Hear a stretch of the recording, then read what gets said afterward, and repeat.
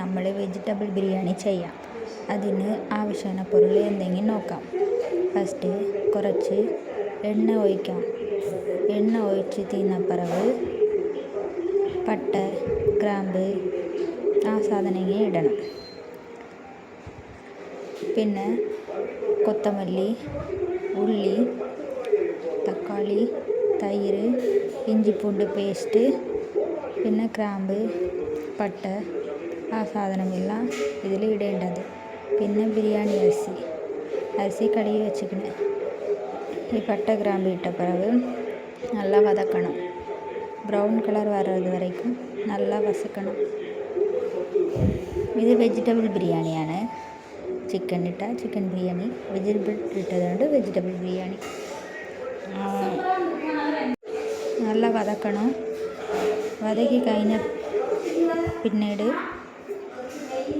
വലിയ ഉള്ളി ഇടണം.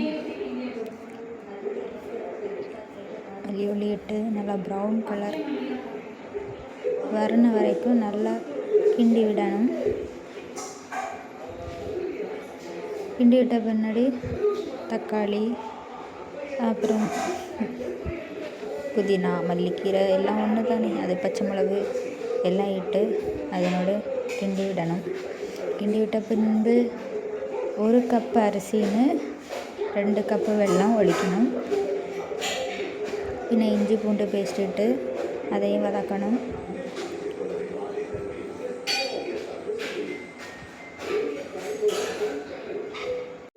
நல்லா வதக்கி விடணும்.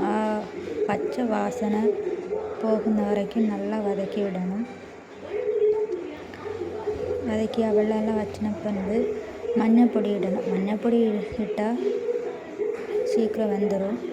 மஞ்சப்பொடி இட்ட பிறகு மிளகு பொடி, பிரியாணி பொடி, ചിക്കൻ പൊടി എല്ലാം ഇട്ടേക്കണം. ഇട്ടേക്ക് അதைയും കുറച്ച് വതക്കി വിട്ട പിറகு കുറച്ച് വെള്ളം ഒഴിക്കാം. ആവശ്യത്തിന് ഒഴിക്കാം. നമ്മൾ 1 കപ്പ് അരിസി എടുത്ത് അതുകൊണ്ട് 2 കപ്പ് വെള്ളം.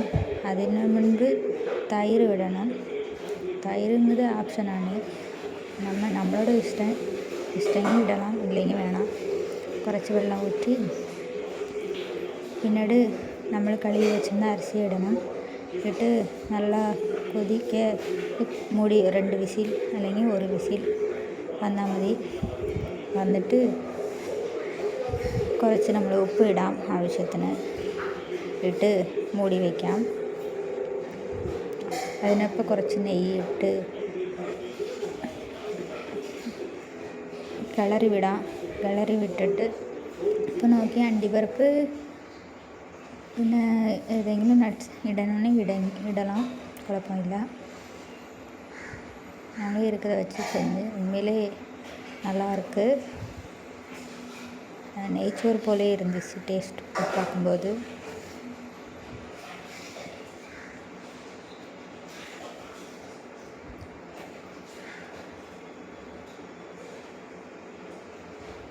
இதுக்கு കുറച്ച് ഉള്ളി, തൈര്, പിന്നെ മുട്ട.